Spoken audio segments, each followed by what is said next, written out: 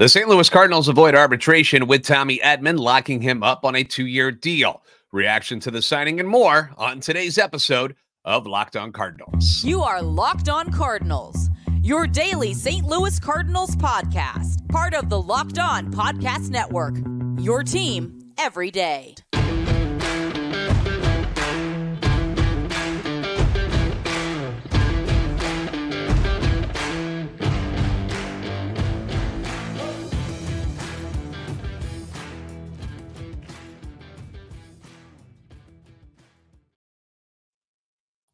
Hey there, Cardinals fans. I'm JD Haffern, and I'm a national radio sports anchor, born and raised in the Lou and a lifetime Cardinals fan, and I'm your host for Locked On Cardinals, part of the Locked On Podcast Network, your team every day.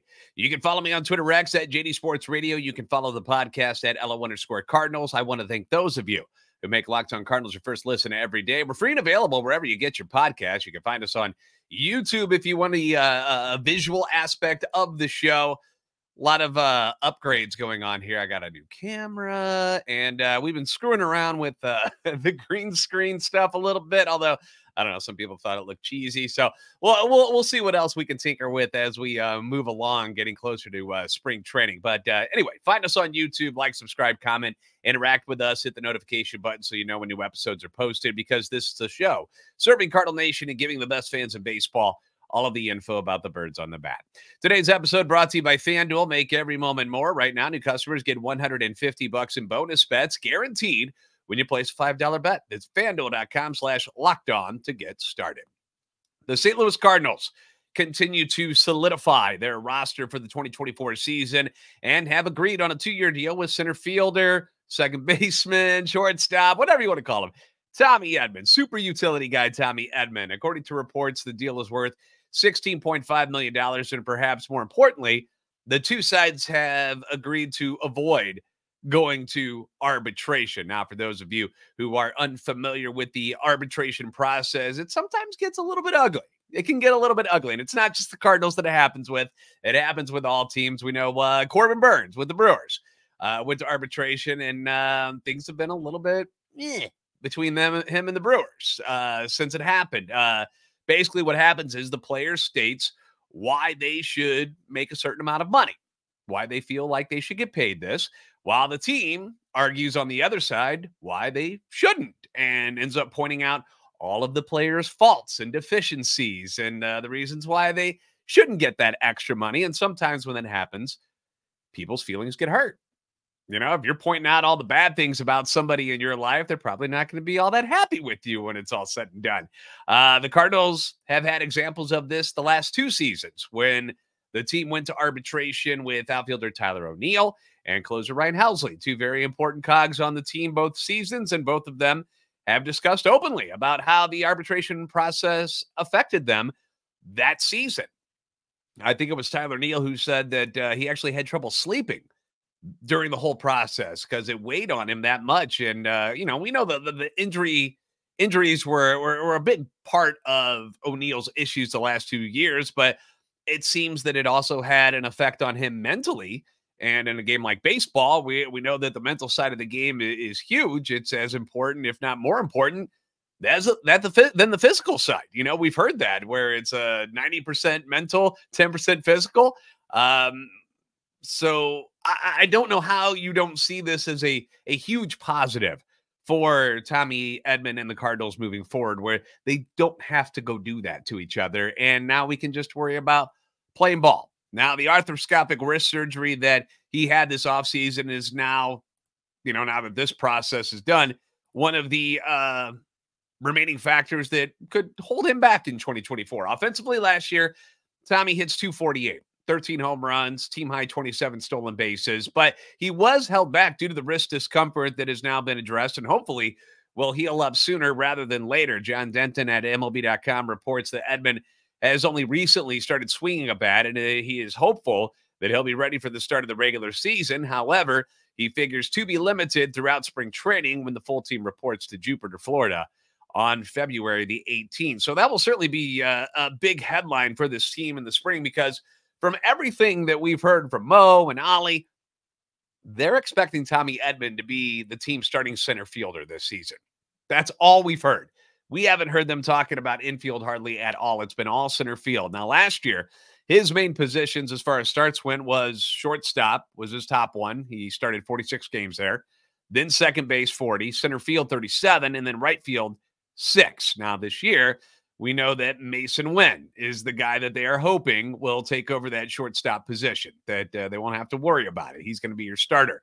You've got Nolan Gorman and Brendan Donovan manning second base, although Donovan also coming off of elbow surgery. And then there's Lars Nootbaar expected to start in left field and Jordan Walker in right. Now, I would imagine that Tommy will still be used in other spots throughout the season. It's one of the things that makes him such a valuable member of this team. He's been a Gold Glove finalist at the utility position the last 2 years, won the Gold Glove at second base a couple of seasons ago. So it wouldn't make a whole lot of sense to only have him play center field because that would be kind of cutting off his legs, right? He can do so many things for you, but if center field's where they expect him to be most of the time, then the majority of his starts will probably be there. As of right now, the only guy on the projected roster who plays shortstop is Mason Wynn, other than Tommy Edman. So when Mason Wynn needs a day off, you could see Tommy go back to shortstop with Dylan Carlson starting in center field instead. Carlson also coming off an ugly injury-plagued season, so we're hoping that he's going to have a bounce-back performance and become more of the guy that we saw a couple years ago when he was one of the top prospects in baseball. Now, defensively, Edman is a huge part of this machine, obviously. If it's going to work in 2024 and they're going to improve on what they did in 2023, then Tommy Edman is going to be a massive part of this by being that center fielder who played so well defensively last year. He also provides another rare and important aspect to this roster, an area the Cardinals have been trending down in. We're going to get into that next here on Locked On Cardinals.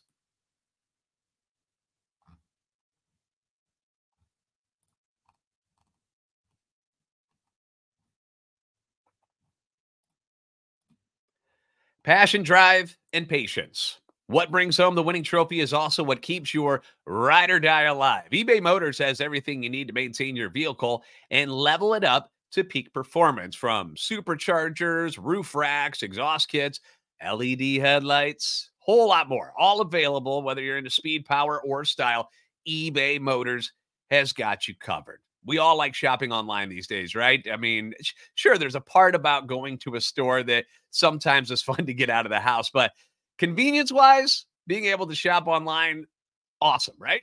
And with over 122 million parts for your number one ride or die, you'll always find exactly what you're looking for. And with the eBay Guaranteed Fit, your part is guaranteed to fit your ride every time, or you get your money back. So if you do order something and it just so happens to not fit, which is a rare occasion if it does happen, you're going to get your money back. It's not like you're stuck with that part, just like, okay, I guess I'm going to put this in the garage or something. No, they'll hook you up. You get your money back, but your part is guaranteed to fit your ride, guaranteed fit. So they're going to get it right, because with eBay Motors, you're burning rubber, not cash. With all the parts you need at the prices you want, it's easy to turn your car into the MVP and bring home that win. Keep your ride or die alive at ebaymotors.com. Eligible items only. Exclusions apply. eBay Guaranteed Fit only available to U.S. customers.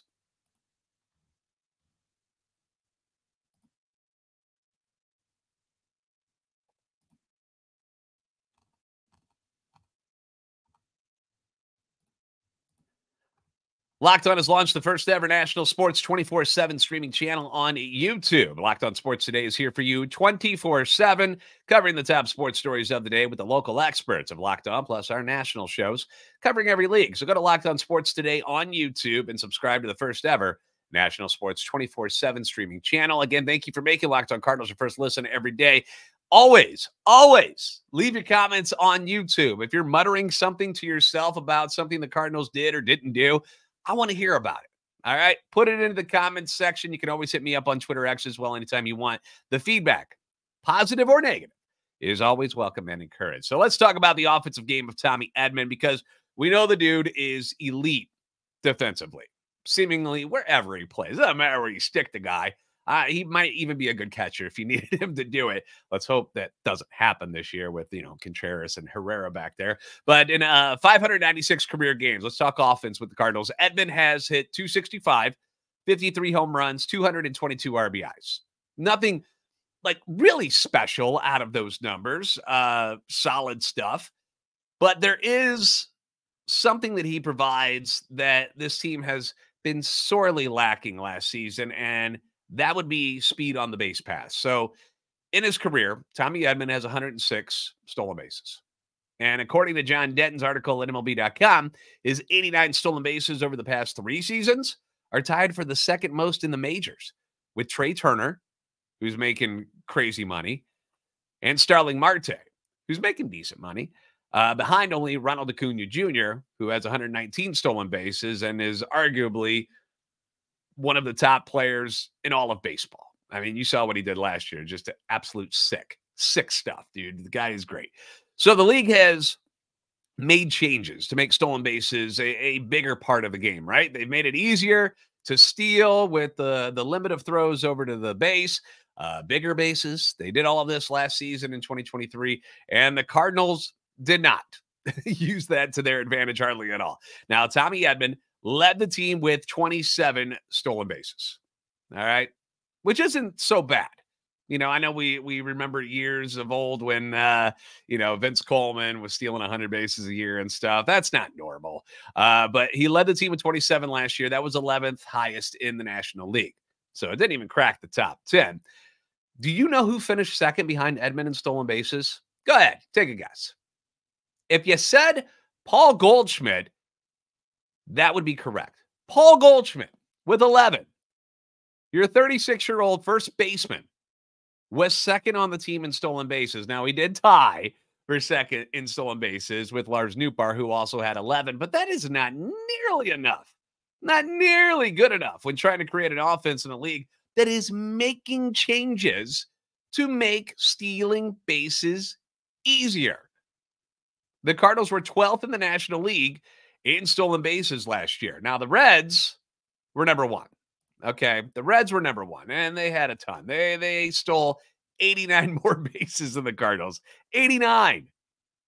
The Reds smoked everyone because the Diamondbacks, who went to the World Series, by the way, were second with 166. That's 65 more than the Cardinals. That's an obscene amount of stolen bases. And it was just a couple of years ago, 2019, the Cardinals were first in the National League in stolen bases. Number 1. 2020, COVID year, who cares? 2021, they're third in the National League. 2022, 7th. And now they've fallen to 12th in the National League in stolen bases. And again, the league is making it easier to run nowadays. They want you to do it. And the Cardinals are going in the wrong direction. I don't know how that's possible. I know injuries were a thing, but Tyler O'Neill wasn't going to steal you 50 bases last year. Like, there's just a lack of base stealing on the roster. For those of you who have listened to Locked On Cardinals for a while now, you know that I love stolen bases. I love the pressure that it puts on the pitchers and on the defense. It's a problem. I absolutely hate waiting around for the home run ball. I like home runs, but I hate waiting around for things to happen. Make things happen. That's the offense I like to watch. That's the type of baseball I like to watch. I think it sucks just standing there watching guys take ball after ball or striking out all the time, trying to hit the ball over the wall. It does work for some teams. Don't get me wrong. There's an argument to be made for both styles of offense. You know, the Dodgers hit 249 dingers last year and stole only 105 bags. The Rangers popped 233, but only had 79 steals. They went on to win the World Series. But me personally, I'd much rather be like the Arizona Diamondbacks, who may have only hit 166 home runs last year, but they also stole 166 bases. So they created offense in another way. Or how about the Tampa Bay Rays? 230 bombs, swiped 160 bases. The Braves hit 307 home runs. Now, granted, they play in a ballpark where the ball flies. The Cardinals don't have that at Busch Stadium, but they also added 132 stolen bases. The Phillies, 220 round trippers and 141 stolen bases. There's a nice mix there. Now, you've got to have the guys that can do it. You can't just make Nolan Arenado start running around the bases because you're going to get thrown out because he's real slow. But you got to have the guys that can run to do that. And hopefully a healthy Tommy Edman in 2024 will get the green light a little bit more this year to increase those numbers. But you've also added Mason Wynn. Tremendous speed. 92nd percentile at Baseball Savant when it comes to sprint speed. He's extremely fast. In the minors, he had years with 32 stolen bases, 43, and then 17 before he got called up. So that's 92 bags, caught stealing just 12 times. Granted, he's got to get on base first, which was kind of the problem at the end of last year, but we think he's going to get better, right? He thinks he's going to get better. The Cardinals think he's going to be better. I'm not worried about that right now. But hopefully he can also bring that stolen base dynamic to the team this year. Jordan Walker, as huge of a man as he is, 6'6", 250, 81st percentile in sprint speed. The big man can run. 40 stolen bases at the minor league level in 230 games. Only got caught 7 times.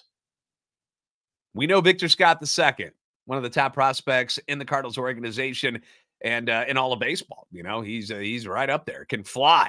But he's not projected to be on this team this season. But he's another guy that when he does get up to the big leagues, I hope they aren't scared to let these guys off the leash and cause some havoc on the base paths. I don't want them just like, well, let's be safe. Like, I don't want that. Be aggressive. Make the other team throw you out. Make them have to make those plays and those throws and those tags and all of it that it takes to catch somebody. Try it. I want to see more of it.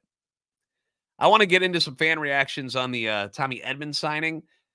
And I've got some more reactions on the Matt Carpenter signing because there are some people who are just appalled that the Cardinals would bring in Matt Carpenter.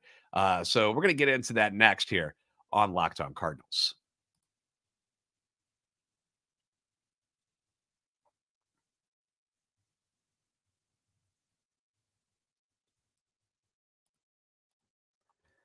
Locked On has launched the first ever national sports 24/7 streaming channel on YouTube. Locked On Sports Today is here for you 24/7, covering the top sports stories of the day with the local experts of Locked On, plus our national shows, which cover every league. So go to Locked On Sports Today on YouTube and subscribe to the first ever national sports 24/7 streaming channel.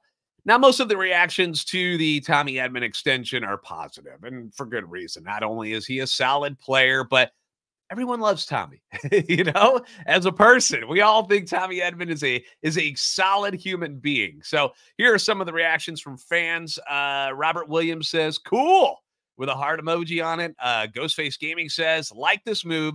He's great value and a gamer. Nice. Ryan Choate says, this makes me happy. Now we need pitching.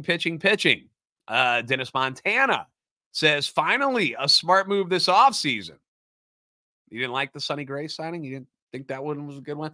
I'm amazed by how many people underestimate the signing of Sonny Gray. He finished second in the Cy Young Award, right? Like, that. The dude has been really good for a few seasons now. This is not like a one-off. And he's been like crap for the last 5 years. And all of a sudden, he just had this one season in Minnesota where he's been good. Like, outside of his not so great years with the Yankees where things just didn't work out, where they were trying to change him, the type of pitcher who he was, and try to make him into something he's not. He's been pretty darn good. And he's actually getting better because he developed that sweeper, which has been one of the elite pitches in all of baseball. His sweeper. Sonny Gray, I mean, you guys really, I don't think you understand how good the dude really is. All right. How about we go to some of the not so nice ones? Let's start with Chef Gaming here. Chef Gaming says, should have been at least 3 years, but I'll take it. He's no superstar, but he's a damn good and super underrated role player who will do whatever it takes to win. And here's something I want to bring up too. And I think people are starting to notice this, but the trend of like 2-year deals here, like there's a window here that the Cardinals are working within. Edman, 2 years. Sonny Gray, he got 3, but like Lynn and Gibson, they're 1-year deals with options for a second year if things work out. Andrew Kittredge, who they traded for with the Rays, he's got 1 year left. Would it surprise you if Goldie, if and when he gets an extension, it's only 2 years and ends after 2025? It's almost as if, and I'm not saying this is what's going on, but, just kind of reading the tea leaves here, it's almost as if Mo is getting them to 2025 with some of these veteran players. And that's also the end of his contract, where it's been said that he's going to move on and do something else. He's not going to be president of baseball operations anymore and handle the everyday stuff. It's like he's setting up almost like a clean slate for whomever takes over when he's gone, whether that's Chaim Bloom or whoever takes over. So just something I'm paying attention to here. How about Chris Widener or Weidner, one of the two? He says, sigh, more clutter. I was hoping he could have been packaged for an elite arm. Was hoping Carlson, Scott II were going to take center field and Gorman Sajaci second base, with Sajaci being the super infield sub. Youth needs to be served. Sigh. Still hoping the best for Tommy. We've talked about this before, that, this offseason, because we discussed this. I am one of the number one guys who have discussed this idea, was, trading a Tommy Edman or a Brendan Donovan or a Dylan Carlson this offseason as part of a package to go get some other guys, some other arms. And maybe because of the fact that all 3 of them had injury concerns, that other teams were like, maybe I don't want to do that. They're all coming off surgeries that either ended their season prematurely, or in Tommy's case was late enough that, we're hoping he's going to be ready for opening day and is going to be limited in spring training for at least a little while. But we're hoping he's ready for opening day. So maybe they have questions about the Brendan Donovan elbow, Dylan Carlson's ankle. These are injuries that shut him down last year. And I'll continue to reiterate this over and over and over. And I'm sorry for the fans who have to continue to hear this. But, I get comments all the time about how people think guys on this roster like a Carlson and not so much Donovan or Edman, but other guys, that they're not good enough to make the Cardinals contenders. They're good players, but they're not good enough to push them into that next level of talent and make them World Series contenders, which is fine. You can feel that way. But then those same people will want the Cardinals to flip those same players in a package for some stud starting pitcher or a bullpen arm. I've heard a lot of it about the Guardians, like Clase and Bieber. Like, how come we're not flipping Donovan and Carlson and a prospect, or, whatever the package may be, to go get those guys? And like, why would another team want all your spare parts in exchange for their top pitchers? Explain that to me. Like, would you trade Sonny Gray for a couple of utility guys and prospects who haven't lived up to expectations? Would you do that right now? No. So why would other teams do that? Like, what sense would that make? Even if a team is trying to shed payroll, someone else is actually going to give them real prospects. So you'd have to trade like a Tink Hence, Tekoa Roby, a Chase Davis, Victor Scott, Thomas Sajaci. Those are the guys people want, but you don't want to trade them. You want to give them all the crap left over. You want to give them Alec Burleson, and you want to give them Carlson, and you want to give them Steven Matz. Like, well, why would the other teams want those guys when their players that you want are worth so much more than that? Think about that. Think about that before you send me the trade scenarios, okay? Guys who other teams value and are excited about is who they want. They don't want your 4th and 5th outfielders and your injury-prone 5th starter. It just makes me giggle. It makes me giggle sometimes. All right. We've had a lot of comments on the Matt Carpenter signing. And let me say this first. I understand the frustration with with fans here. I really, really do. I sympathize with you. I get it. And when I tell you what I think Mo in the front office are doing, like, I'm not saying I agree with what they're doing.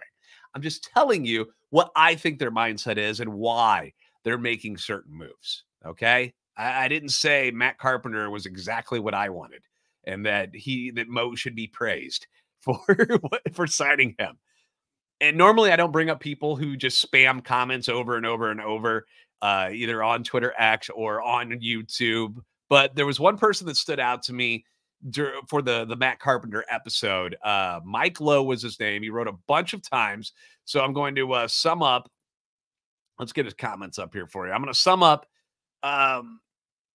some of his comments here because a few of them, they had some name calling going on in there, which I'm not a fan of. That's not necessary. You don't have to do that. But I think a lot of fans feel the same way that he does when it comes to the addition of Matt Carpenter and the team adding another former Cardinal. Here's what he had to say. This is like a mush of some of the stuff he said. The ownership wants nostalgia to fill the seat. Sadly, everyone will fall for the stupidity that is DeWitt and Mo. When the hell is this ownership going to embrace youth and not the worn out? Now, the nostalgia accusation is certainly something that you can call that out, and that's fine because it's something the Cardinals have done and continue to do over the years, and they'll tell you that it's baseball related, but that it's also PR related. You know, pardon me if I'm wrong here, but I don't remember the Cardinals ever hiding the fact that when they bring someone in like Matt Carpenter or, Albert Pujols a couple years ago in 2021, they weren't aware of the fact and the impact that it would have on fans who remember the good old days, who remember the winning years with Albert and, will remember the winning years with Matt Carpenter. And they know that it's going to trigger some people into giving them another reason to come down to the ballpark. Like, it's a business too. So they want to sell tickets just as much as they want to win games. I don't recall anyone ever saying this is strictly a baseball move. It has nothing to do with their previous time with the club. I've never seen that. If they did say that, point it out to me and I'll admit I'm wrong. Because if they did say that, then we know they're lying, right? We know that. I mean, we all know why Matt Carpenter was brought back. You don't think they could find a left-handed bat that's an older left-handed bat that has done better than Matt Carpenter? Of course they can. But he was a favorite while he was here. They think that his veteran voice as the 26th man on the roster will help guide the younger players and help reestablish the winning ways like it was when Matt Carpenter was here before. The years that the fans are used to. They're hoping that he will help bring that kind of chemistry back to the team. That's really what it is. That's it. He's not here to be a starter. He's not here to keep younger players from playing. He's legitimately the last guy on the roster if he makes the team at all. That is not a guarantee. It's probable, but it's not a guarantee.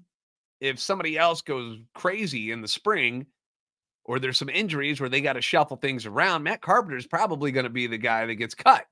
You're not going to cut an Alec Burleson.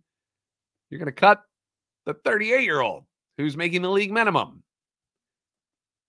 And I said it in the show about the signing of Matt Carpenter that if he's getting at bats and he is getting playing time over Alec Burleson, then that's a problem. Alec Burleson is a former second-round pick who, like Carp, left-handed, but Burleson can play the outfield, has dabbled at first base, and has been praised for his hard hit rate. And you've heard about them, like, pointing out his stats and like, well, he's a victim of some bad luck last year on balls that he put in play. Unless he's getting no playing time whatsoever, which, if that's the case, then just send Burleson down to Memphis so he can play every day. Burley should be getting at bats and playing time over Matt Carpenter. End of story. End of story. And as far as the comment about embracing youth, I still don't understand that one either. Let me just break this down for you real quick before we wrap things up. The Cardinals are projected to have Jordan Walker, who's 21, Mason Wynn, 21, Lars Nootbaar, 26, Nolan Gorman, 23, Ivan Herrera, 23. Brendan Donovan, 27. Tommy Edman, 28. Alec Burleson, 25. Dylan Carlson, 25. Or is he 24? He might be 24. Ryan Helsley, 29. Going to be 30. Andre Palante, 25. Matthew Liberatore, 24. Zach Thompson, 26. Jojo Romero, 27. All of them are under 30. And on this roster right now, what is that, 14 of 26 guys that you're going to have on your active roster? Then in the bullpen, you're going to have guys like Nick Robertson, 25. Riley O'Brien, 28. Ryan Fernandez, 25. John King, I know he looks like he's 38. He's 29. So over half your projected roster is under 30. How young do you want them to be? Now, the rotation is older. No doubt about that. So your concern over that is valid. That I can understand. But none of them are on 7-year deals that are going to hamstring you for the better part of the next decade. And hopefully, and I think this is the plan, some of the young talent that you acquired last year at the deadline and have drafted in recent years will be ready to rock when those veteran guys who are in your rotation now are done. And then you move on. Your corner guys, arguably the two best players on the team, are 32 and 36, but we know Goldie, he was just the MVP a season ago. And his deal is done after the season. And then there's Arenado, who is arguably the best third baseman in all of baseball. So unless you're tanking and want to see a team made up of kids who don't belong in the major leagues, I don't know what you mean by embracing youth. I feel like the Cardinals have a very solid mix of young and veterans. It's just their starting rotation is older, and a few of the guys they brought in this year are clearly older guys.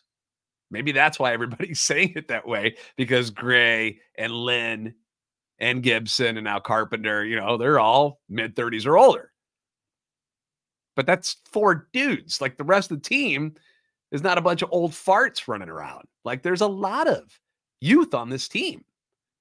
So I just wanted to bring that up, break that down a little bit for you. All right, we got to wrap things up. Thanks for making Locked On Cardinals your first listen every day. If you haven't already, give us a follow on Twitter, X at @LO_Cardinals, and at JD Sports Radio. Like and subscribe on YouTube. Help our channel and love for the Cardinals grow. You guys are the best fans in baseball for a reason. And I will see you next time on Locked On Cardinals. Stay warm out there.